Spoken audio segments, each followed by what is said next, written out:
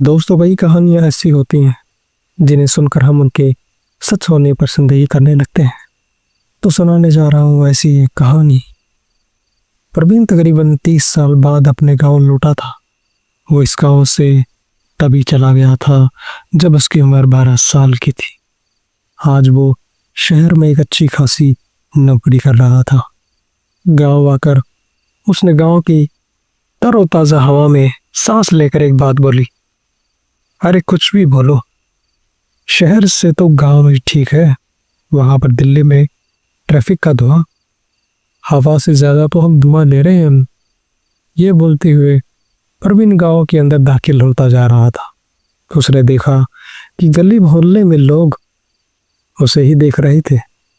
लोग उसे ऐसे टकटकी लगाकर देख रहे थे मानो उन्होंने कई सालों से कोई आदमी बाहर से आता देखा ना हो। प्रवीण भी इस बात को भाप गया था। उसने देखा कि लोग एक टक उसे ही देख रहे हैं, लेकिन उसने सोचा कि शायद इतने सालों बाद लौटा हूँ और यहाँ पर बाहर से लोग कम ही आते हैं, तो इसलिए देख रहे होंगे। गांव में ये अक्सर चलता है। उसे काफ़ी अजीब नहीं लगा। वो अपने रास्ते पर चलता रहा और कुछ ही देर बाद अपने घर के सामने खड़ा था। वो अपने घर के अंदर दाखिल होने ही वाला था कि उसे याद आने लगा कि कैसे इस घर में उसके माँ और पिताजी के साथ वो रहा करता था। उसके माताजी और पिताजी का अभी 1 साल पहले ही देहांत हो गया था।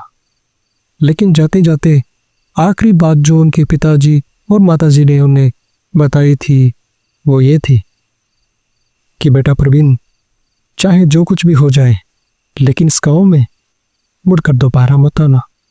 ये गाँव श्रापित है। तुम शहर में ही रहो। यहाँ की ज़मीन को बेच देना, अगर ना बिके तो खाली छोड़ देना। प्रवीण बोला, माताजी और पिताजी क्या बातें कर रहे थे? इतनी बड़ी प्रॉपर्टी है, ऐसे कैसे छोड़ दूँ? ये बोलते हुए उसकी आंखें नम भी थी, क्योंकि माताजी और पिताजी की याद भी आ रही थी। लेकिन साथ ही साथ इस बात का भी उसके दिमाग में चिंतन चल रहा था कि माँ और पिताजी ने इसको बेचने से मना क्यों किया। शायद इसको अपनी निशानी के तौर पर रखना चाहते थे, इसलिए उल्टी सीधी बातें कर कर मुझे बहका रहे थे, ताकि मैं कभी पैसे की जरूरत पड़ने पर इसे बेच ना दूँ। अगर जरूरत पड़ेगी तो बेचना भी पड़ सकता है, लेकिन अभी कोई ज़रूरत नहीं है। ये कहते हुए प्रवीण घर के अंदर दाखिल हो ही रहा था कि पास में ही रामलाल चाचा ने उसका हालचाल पूछा और बोले, बेटा प्रवीण, तो इस गांव में क्यों आ गया? अरे इस गांव में तो लोग बाहर से आए सालों हो गए, तो इस गांव में क्यों आया है? हम तो किसी तरह अपनी ज़िंदगी काट रहे हैं, तो इस मौत के मुंह में क्यों चला आया? प्रवीण हंसते हुए बोला, अरे चाचा, उम्र के साथ आपका दिमाग भी सटक गया। क्या कह रहे हो? चाचा ने कहा, देखो प्रवीण, अगर तुम आ ही गए हो तो मैं तुम्हें वापस तो नहीं भेज सकता, लेकिन एक बात ज़रूर बोलूँगा कि देखो 8 बज गए हैं, जल्दी से खाना पीना करो और बाहर आ जाओ। घर के अंदर सोना मत। सब गांव वाले बाहर उस चबूतरी को देख रहे हो, वहीं पर सोते हैं। प्रवीण ने कहा, भला वहाँ भी सोते हो? जब मेरे पास घर रहा तो वहाँ क्यों सो? चाचा ने कहा, देखो इस गांव में एक आँख वाला राक्षस रहता है। अगर कोई व्यक्ति रात को अपने घर में सोता है तो वो उसके बिस्तर के नीचे से उसको आवाज़ देता है, और अगर कोई नीचे मुड़कर देख ले तो उसकी मौत पक्की है। प्रवीण ने हंसते हुए कहा, अरे चाचा, तुम गांव वाले इसी चीज़ में तो पीछे रह गए। ये मन घड़त बातें किसी और को सुनाना। मैं अपने घर के अंदर जा रहा हूँ। प्रवीण ये बोलते हुए घर के अंदर दाखिल हो जाता है और खाना पीना करके आराम से सोफे पे बैठा होता है कि तभी रामलाल चाचा फिर आते हैं और कहते हैं, देखो बेटा प्रवीण, रात के 11 बज चुके हैं और 12 से 3 के बीच वो राक्षस आता है। तुम चलो 3 बजे के बाद फिर से आ जाना, चाहे तो 3 घंटे हमारे साथ चलो उस 12 वाली चबूतरे पर सोने के लिए। लेकिन प्रवीण बोला, नहीं चाचा, आपकी बकवास बातों को आज मैं झूठा साबित कर दूंगा। चाचा ने उसका हाथ पकड़ा, लेकिन परवीन की आंखों को देखकर वो पीछे हट गए। उन्होंने देख लिया था कि परवीन उनके हाथ पकड़ने से नाराज था और उनको जाने के लिए आंखों के इशारों में ही कह रहा था।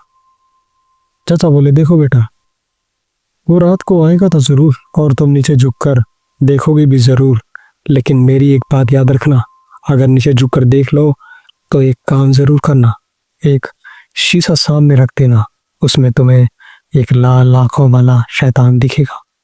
अगर वो तुम्हें देख के हंसते हुए रोता है तो तुम समझ लेना कि आज तुम्हारी मौत आ चुकी है और अब तुम्हें कोई नहीं बचा सकता।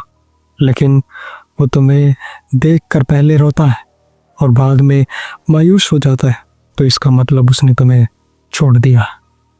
ये बात बोलकर चाचा वहां से चले जाते हैं और परवीन जोर जोर से हंसने लगता है और कहता है, इसलिए गांव वाले पीछे रह गए, इनमें अकल ही नहीं।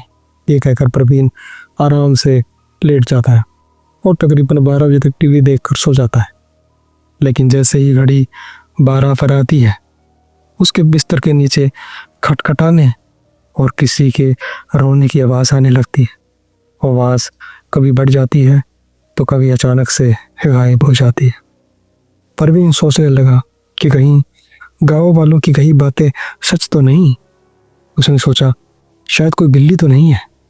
वो उस रोने की आवाज़ को सही से पहचान नहीं पा रहा था, इसलिए उसने नीचे झुककर देखा, पर जो देखा उसे देखकर उसकी रूह तक कांप गई। उसने देखा कि नीचे एक शैतान था, जिसकी एक आंख लाल थी और दूसरी आंख खून से लथपथ थी। उसके चेहरे पर जगह जगह से कटने के निशान थे और मुंह से खून टपक रहा था। वो किसी भूखे भेड़िए की तरह परवीन की ओर लपका, लेकिन परवीन एकदम से वापस उठ गया। तभी वो शैतान नीचे से खटखटाने लगा और परवीन का नाम लेकर पुकारने लगा। परवीन को चाचा की बात याद आ गई। उसने एक शीशा उठाया और सामने रखा। उसमें उसने देखा कि वो शैतान साफ साफ नजर आ रहा था, लेकिन वो पहले तो परवीन को देखकर हंसा, फिर रोने लगी। परवीन को पता चल गया था इसका मतलब क्या है। वो तुरंत वहां से भागा और उसी चबूतरे पर जा पहुंचा जहां पर सारे गांव वाले सो रहे थे। गांव वाले रोज उसी चबूतरे पर सोते थे और 3 बजे के बाद अपने अपने घरों को लौट आते थे।